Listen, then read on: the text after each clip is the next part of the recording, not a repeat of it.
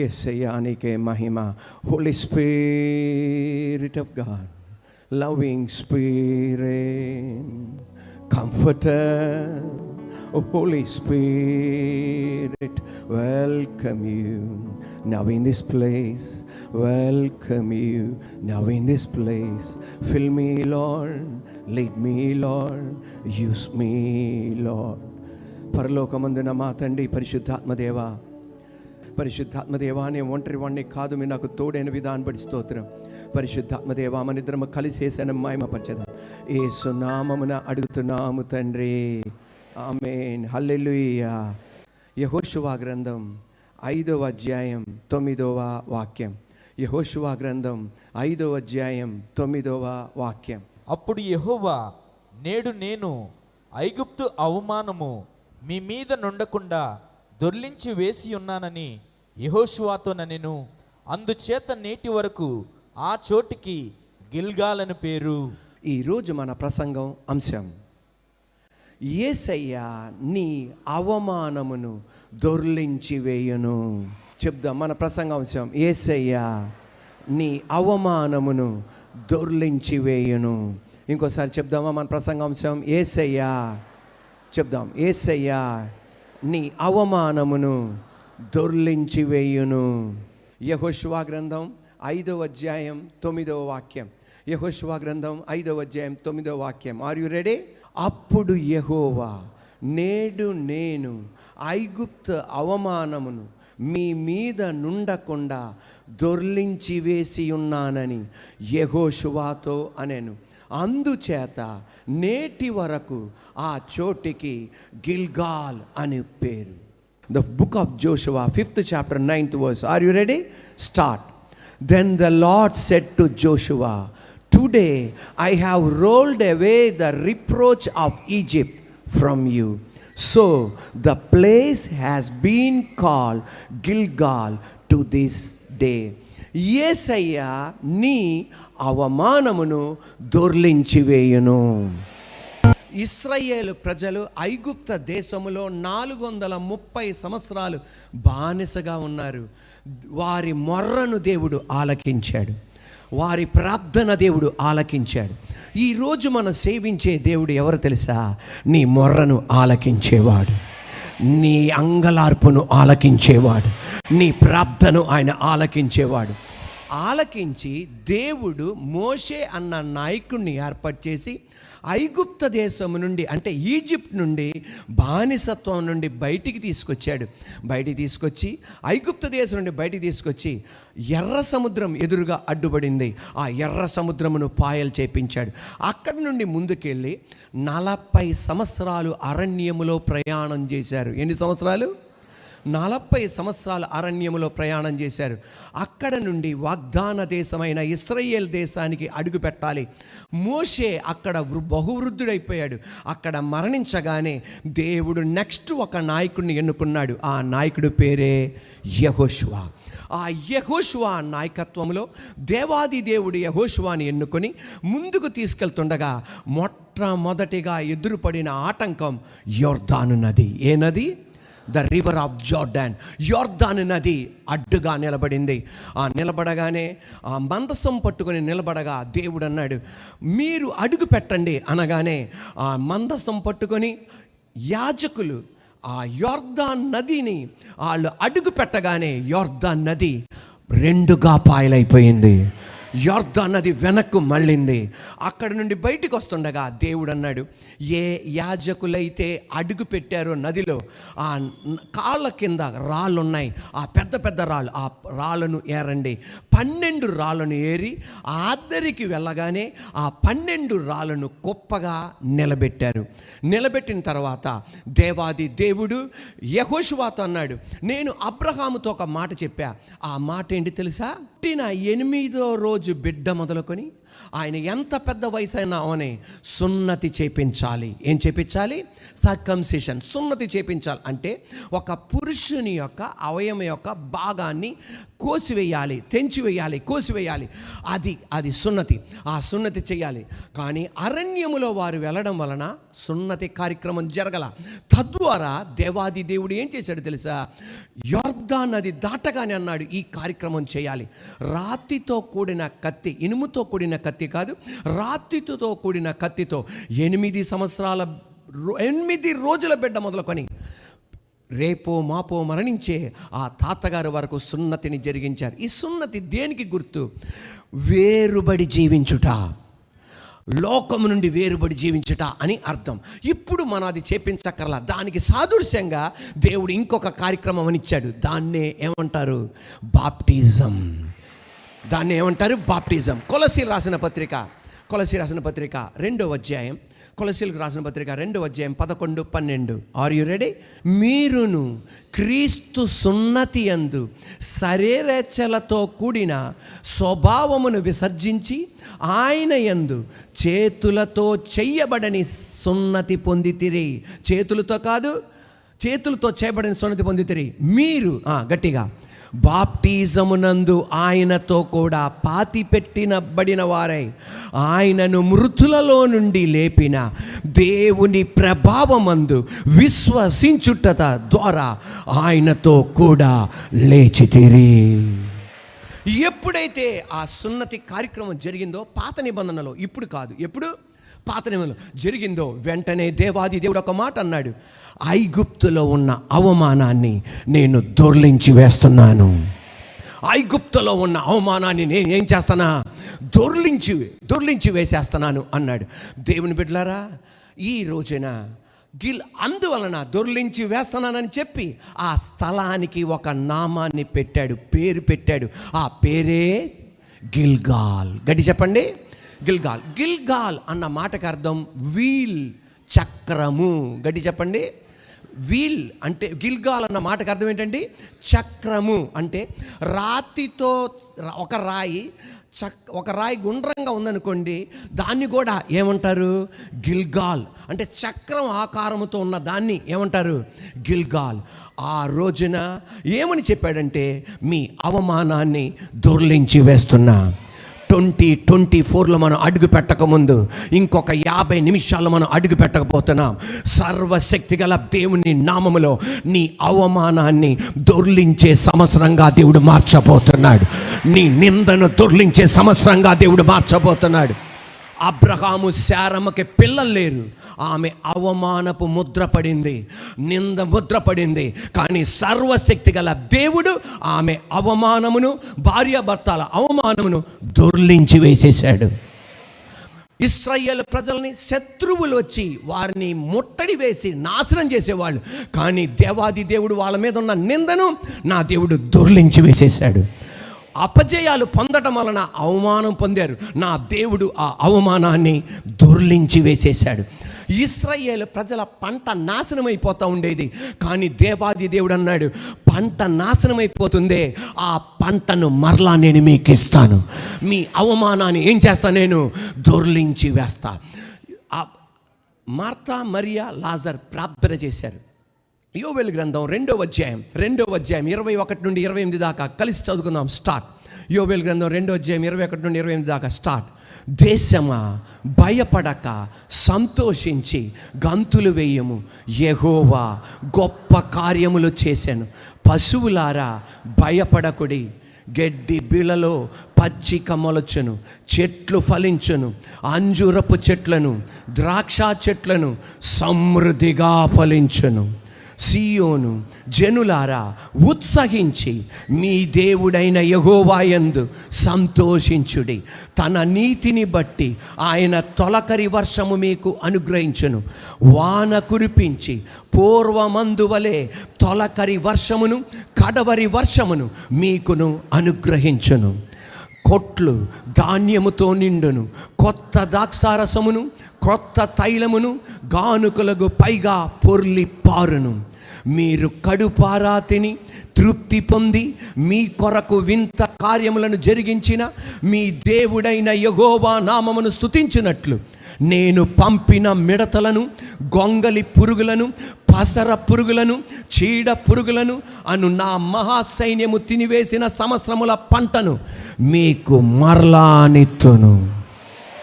ఇప్పుడు గట్టిగా చూద్దాం. నా జనులు ఇక ఎన్నటికి సిగ్గునొందరు. అప్పుడు ఇశ్రాయేలు మధ్య నేను ఉన్నవాడను నేనే అనియు, నేను మీ దేవుడినైన యెహోవాననియు, నేను తప్ప వేరు దేవుడొకడు లేడనియు మీరు తెలుసుకొందరు. నా జనులు ఇక ఎన్నడును సిగ్గునొందకయుందురు. తరువాత నేను సర్వజనుముల మీద నా ఆత్మను కుమ్మరింతును. మీ కుమారులను, మీ కుమార్తెలను ప్రవచనములు చెప్పెదరు. మీ ముసలివారు కలలు కందరు. మీ యవనులు దర్శనములు చూతురు. మీ అవమానమును నేనేం చేస్తా? దొర్లించి వేస్తా. మార్తా మరియా ప్రార్థన చేశారు, అయ్యా నా తమ్ముడు రోగి అయి ఉన్నాడని. కానీ జరిగింది ఏంటంటే, రోగంగా ఉన్నప్పుడు దేవుడు స్వస్థపరచలా, లాజరు మరణించారు, సమాధిలో ఉంచారు. సమాధిలో ఉంచగానే యేసు ప్రభువారు బేతనీ గ్రామంలో సమాధి దగ్గరికి వెళ్ళి ఏమన్నారు తెలుసా? ఆ రాయిని డొల్లించండి అన్నాడు. ఆ రాయిని ఏం చేయండి? డొల్లించండి అన్నారు. అయ్యా కంపు కొడుతుంది, 4 రోజులైంది, మీరు డొల్లించండి అన్నాడు. డొల్లించడం ఆలస్యం, లాజరు బయటికి రా అన్నాడు. లాజరు బయటికి వచ్చాడు. రాయిని డొల్లించినట్లుగా, సమాధి ముందర ఉన్న రాయిని డొల్లించినట్లుగా నా దేవుడు వాళ్ళ ఇంట్లో ఉన్న అవమానాన్ని దొర్లించి వేసేసాడు. అంతే. ఈరోజు నజరేయుడైన యేసయ్య అధికారం గల నామంలో నీ ఇంటి ముందల ఏ అవమానమైతే నిలబడి ఉందో నా దేవుడు దాన్ని దొర్లించును కాక. దానియేలుని సింహపు గృహలో పడేశారు. సింహపు గృహలో ఉంచగా అతన్ని ఏం చేశారంటే, ఏదో పెద్ద తప్పు చేసినట్టుగా అతన్ని సింహపు గృహలో వేశారు. సింహపు గృహలో వేసి ఆ సమాధి సింహపు గృహ ద్వారమున పెద్ద బండరాయి ఉంచారు. కానీ రాజు ఏమన్నాడు తెలుసా? ఆ రాయిని దొర్లించి వేయండి. ఆ అవమానాన్ని నా దేవుడు ఏం చేశాడు? దొర్లించి వేశాడు. యేసు ప్రభువారు సిలువలో మరణించారు. ఆయన శవ శరీరాన్ని కిందకి దించి ఈ అర్మతియా యోసేపు యొక్క సమాధిలో ఉంచారు. సమాధిలో ఉంచి పెద్ద బండరాయిని డొల్లించారు. ఏం డొల్లించారు? అక్కడ యేసయ్య సమాధి ద్వారము దగ్గర పెద్ద బండరాయి డొల్లించారు. కానీ పునరుద్ధాన శక్తితో ఏ దేవదూత రాయిని డొల్లించలా, పునరుద్ధాన శక్తితో ఆ లోపల ఆయన శవ శరీరం ఉంది, బయట రాయి ఉంది, కానీ ఆయన తిరిగి లేచి ఆ రాయిని ఆయన దొల్లించి అవమానాన్ని దొల్లించి పడేశాడంతే. యేసయ్య పునరుద్ధాన శక్తి 2024 సంవత్సరమున నా దేవుడిది దొర్లించును గాక. ఇప్పుడు ఆమెననాలి. గిల్గాల్లో ఇశ్రాయేలు యొక్క అవమానాన్ని దొర్లించాడు. ఇశ్రాయేలు యొక్క అవమానాన్ని దొర్లించాడు. అర్మతియా యోసేపు సమాధి దగ్గర ఆ రాయిని దొల్లించి ఆ గొల్గోతా దగ్గర దేవుడు చేసింది, మన అందరి అవమానాన్ని ఆయన దొల్లించి వేశాడు. ప్రతి శాపాన్ని దొర్లించి వేసేశాడు. ప్రతి నిందను ఆయన దొర్లించి వేశాడు. ఒక్కసారి చూడండి. గిల్గాల్లో ఇశ్రాయేలు ప్రజల యొక్క అవమానాన్ని దొర్లించాడు. గోల్గోతా కొండపైన, గోల్గోతా కొండ దగ్గర 3వ రోజు సమాధిని తిరిగి లేచి నీ అవమానమును, నా అవమానాన్ని ఆయన దొర్లించి వేశాడు. హల్లెలూయా. మీరు ఎక్కడ ఉన్నా చప్పట్లు కొడుతూ దేవా దేని మహిమపరుద్దాం. హల్లెలూయా. మన ప్రసంగాంశం, యేసయ్య నీ అవమానమును దొర్లించి వేయను. ఏ సంవత్సరం కూడా దేవుడు ఇలాంటి వాగ్దానం ఇవ్వాలా. ఈ సంవత్సరమే దేవుడు మనకిచ్చింది. ఏదో గొప్ప అద్భుతం మన కుటుంబాల్లో చూడబోతున్నాం. మన ఒకటో పాయింట్ 2024 సంవత్సరం నీకిచ్చిన వాగ్దానం. చదవండి. 2024 సంవత్సరం నీకిచ్చిన వాగ్దానం. మళ్ళీ చదవండి. 2024 సంవత్సరం నీకిచ్చిన వాగ్దానం ఏంటిది? 2021లో ఏ అవమానంతో ఉన్నావో, 2022లో ఏ అవమానంతో ఉన్నావో, 2023లో ఏ అవమానంతో ఉన్నావో, ఈ 2024 సంవత్సరమున నీ అవమానాన్ని నేను దొర్లించి వేస్తా. నేనే జోక్యం చేసుకుంటా, నేనే నిలబడతా, నేనే దొర్లించి వేసేది నేను చేస్తా. హల్లెలూయా. దేవుడు 5 వాగ్దానాలు యెహోషువాకి ఇచ్చాడు. ఎన్ని వాగ్దానాలు? 5 వాగ్దానాలు ఇచ్చాడు. ఆ 5 వాగ్దానాలు మనకు కూడా వర్తిస్తాయి. చూడండి 5 వాగ్దానాలు అందరం చూద్దాం. 2024 సంవత్సరం నీకు ఇచ్చిన వాగ్దానం 1, వాగ్దాన స్థలం నీకు ఇస్తా. అంటే దేవుడు నీకు ఏ విజయం ఇవ్వాలనుకున్నాడు అది వాగ్దాన స్థలం నీకు ఇస్తా. 2, నువ్వు అడుగు పెట్టు స్థలమల్లా నీకు ఇస్తా. ఏ మనుష్యుడు నీ ఎదుట నిలబడలేడు. మోషేకు తోడై ఉన్నట్లు నేను నీకు తోడై ఉన్నా. నేను నిన్ను విడువను ఎడబాయను. మళ్ళీ ఇంకోసారి చదువుదామా? 2024 సంవత్సరం దేవుడు మనకిచ్చిన వాగ్దానం, వాగ్దాన స్థలమును నీకు ఇస్తా. నువ్వు అడుగు పెట్టు స్థలమెల్లా నీకు ఇస్తా. ఏ మనుష్యుడు నీ ఎదుట నిలబడలేడు. మోషేకు తోడై ఉన్నట్లు నేను నీకు తోడై ఉన్నా. నేను నిన్ను విడువను ఎడబాయను. Are you ready? 2024 సంవత్సరం నీ అవమానం దొర్లించే సంవత్సరం. కానీ ఈ వాగ్దానాలు మన మీద ఉన్నాయి. మనం కొన్ని వాటి నుండి మనం వెళ్తాం. దేని గుండా వెళ్తామో చూడండి. 1లో అడ్డంకులు వచ్చాయని వెనకకు తిరగవద్దు. మళ్ళా చదవండి. ఆబ్స్టకిల్స్ అడ్డంకులు వచ్చాయని వెనకకు తిరగవద్దు. మళ్ళా చదవండి గట్టిగా. అడ్డంకులు వచ్చాయని వెనుకకు తిరగవద్దు. అది నీ కుటుంబ పరమమని, ఆత్మీయ పరమమని, వ్యాపార పరమమని ఆటంకాలు వస్తాయి. అమ్మో ఇది దేవుని చిత్తం కాదు అని వెనకకు తిరగొద్దు. నేను నీకు వాగ్దానం ఇచ్చా, నువ్వు అడుగు పెట్టు స్థలమెల్లా నీకు ఇస్తాను అని. మోషేకు తోడై ఉన్నట్లు నీకు తోడై ఉంటానని.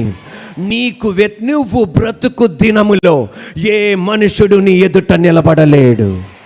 నేను నిన్ను విడువను ఎడబాయను. అడ్డంకులు వస్తాయి, ఆటంకాలు వస్తాయి, కానీ వాగ్దానాన్ని గుర్తుంచుకోవాలి. యెహోషువ నాయకత్వానికి వచ్చాడు. మోషే తర్వాత యెహోషువ నాయకత్వానికి వచ్చాడు. ఫస్ట్ అబ్బా దేవుడు నాకు తోడున్నాడు, నాకు కొత్త లీడర్షిప్ అనుకొని ముందలగానే ఫస్ట్ ఒక ఆటంకం వచ్చింది. ఏంటిది? యొర్దాను నది. కానీ గొప్ప విశేషం ఏంటి తెలుసా? ఎవ్వరు కంగారు పడలా, ఎవ్వరు తొందరపడలా. అమ్మో యొర్దాను నది ఇక్కడ మమ్మల్ని ఎందుకు తీసుకొచ్చావు, మమ్మల్ని చంపడానికి తీసుకొచ్చావా అన్న మాట యెహోషువతో ఉన్న లక్షల ప్రజల్లో ఎవ్వరనలా. కానీ ఇదే సంఘటన 40 సంవత్సరాల క్రితం ఎర్ర సముద్రం దగ్గర నిలబడగానే అందరూ ఏమన్నా తెలుసా? మమ్మల్ని చంపడానికి తీసుకొచ్చావా, ఇక సమాధులు లేవని ఇక్కడ తీసుకొచ్చావా అని. 40 సంవత్సరాల క్రితం వాళ్ళు అలా మాట్లాడగలిగితే ఇప్పుడు ఎలా మాట్లాడుతున్నారు తెలుసా? వాళ్ళకు ఒక ధైర్యం వచ్చింది. నది పెద్దదా, సముద్రం పెద్దదా? గట్టి చెప్పాలి. నది పెద్దదా, సముద్రం పెద్దదా? సముద్రములోనే మార్గం తెరిచిన వాడు ఈ అడ్డంకు నథింగ్ మా కొరకు మార్గాలు తెరుస్తాడు అని. ఈ రోజున హల్లెలూయా. 2023 సంవత్సరంలో కొన్ని ఆటంకాలు నా దేవుడు నీ కొరకు తెరిచేశాడు. కొన్ని ఆటంకాలు దూరపరిచాడు. 2022 ఆటంకాలు దూరపరిచాడు. 2021 ఆటంకాలు దూరపరిచాడు. 2024 సంవత్సరం చూస్తే అది సముద్రం లాంటిది, ఇదివరకు చూసింది.